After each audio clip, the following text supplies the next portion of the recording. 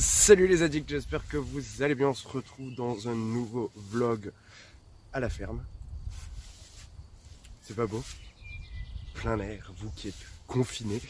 Je vous apporte un peu d'air pur, on va dire. Enfin, du moins, je vais essayer, quoi. Petit vlog à la ferme, parce qu'aujourd'hui, je suis pépère et j'ai pas grand chose à faire. Et donc, je voulais vous montrer aussi l'envers du décor quand on a qu'à se tourner les pouces. Voilà. J'espère que cette petite vidéo va vous plaire. On se retrouve tout de suite en voix off. A tout de suite. En ce début de vidéo, nous allons replanter des petits tubercules.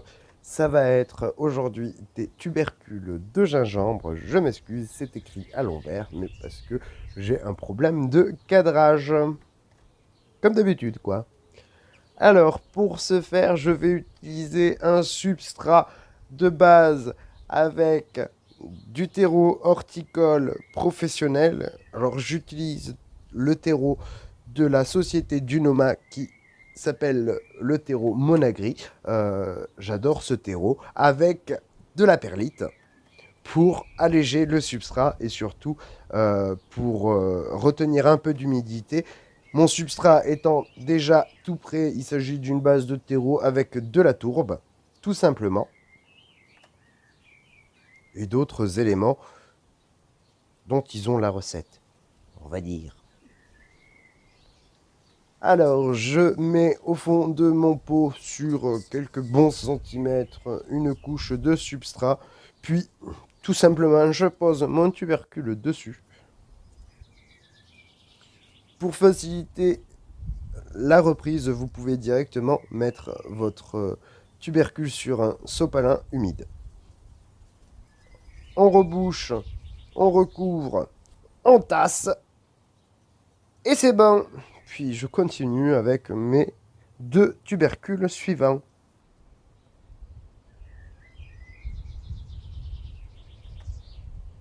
Et maintenant, on s'attaque à autre chose. Ça va être des bulbes d'iris. Et là, des iris bleus.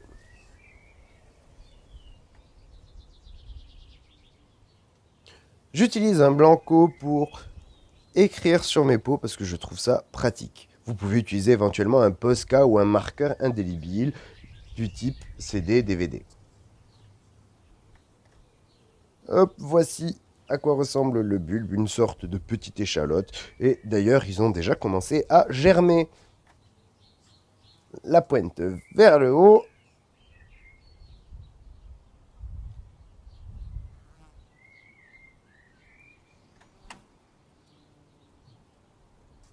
J'utilise exactement le même substrat pour toute ma vidéo.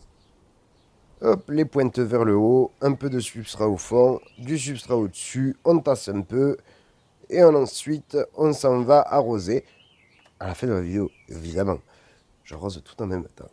Hop, je redégaine encore une fois le blanco, et cette fois-ci on s'attaque à des oxalis. Ouais, des oxalis. Alors je ne vous explique pas comment je fais, vous le voyez en image. Mais si vous voulez, vous pouvez retrouver ma vidéo Oxalis directement sur ma chaîne YouTube.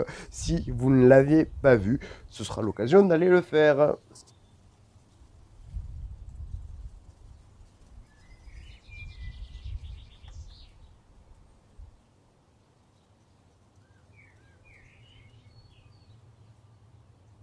Et voilà, terminé. Maintenant, je m'en vais remplir des petits godets plastiques. Parce que j'ai une série de repiquages à faire. Voilà, c'est un peu long, mais c'est pas fastidieux. Donc, on le fait avec patience. Et puis, ça détend. On est en plein air. Donc, on en profite. Puis, comme vous pouvez le voir, je suis en débardeur. Il fait très bon dehors. Enfin, il faisait. Parce que le temps a tourné ici. Mazette. Et bon, je remplis. Et c'est pas fini. Un petit parasite, si je peux dire, sur mon champ de vidéo. Merci maman de passer dans le cadre. Ça me force à faire des coupures, des panoramiques, et des découpages, des recadrages, tout ce que je n'aime pas faire. Hein. Et puis la blague qui repasse et elle s'arrête en plus. Et elle me dit, ah, mince, maintenant on me voit. Merci maman.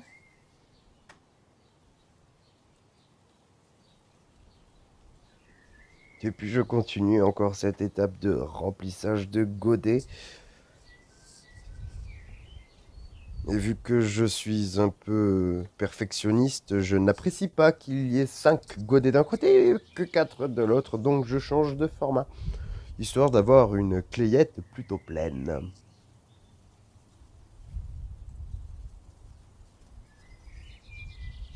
Hop, et là, je vais faire du repiquage de plantes horticoles. Alors, ce sont des petites célosies que je vous montre avec le sourire. Ce sont des plantes qui vont être destinées à la fleur coupée si elles veulent bien monter sur de belles tiges. J'espère qu'elles pourront atteindre au moins une trentaine de centimètres afin que je puisse en faire de jolies compositions florales pour les vendre sur le marché. D'ailleurs, nous avons commencé une petite session de fleurs séchées. J'ai séché les premières hier, donc je suis tout content. Hop, voilà les premières, clayettes de fini, toujours le parasite qui passe dans le champ vidéo. Et là, je vous montre en détail à quoi ressemble une célosie avec la petite pointe qui va être un plumeau. Alors la célosie porte soit la plante plumeau comme nom commun ou alors la crête de coq pour les formes en crête de coq, on va dire.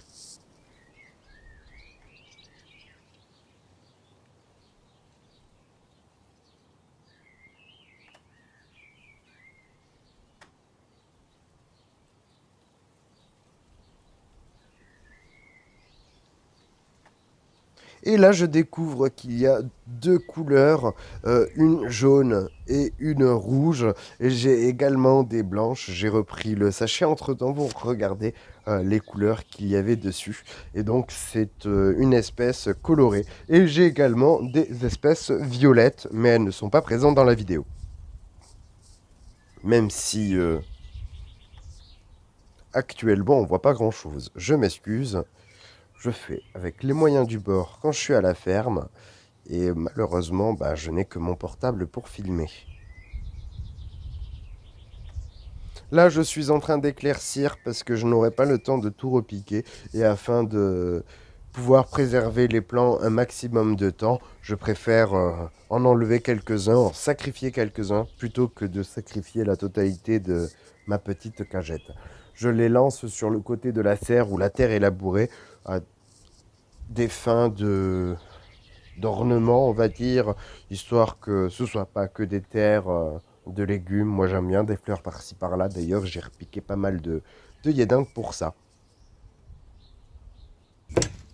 J'espère que cette vidéo vous a plu. Si c'est le cas, mettez un petit pouce bleu juste ici.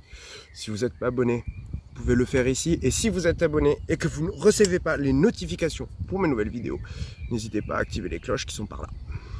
Hop, vous cliquez dessus, vous serez averti à chaque sortie de vidéo que je pourrai faire. On se retrouve très très vite pour un nouvel épisode de Une journée à la ferme. Et on se dit à bientôt avec mes petites vidéos inédites à la maison. Ciao ciao.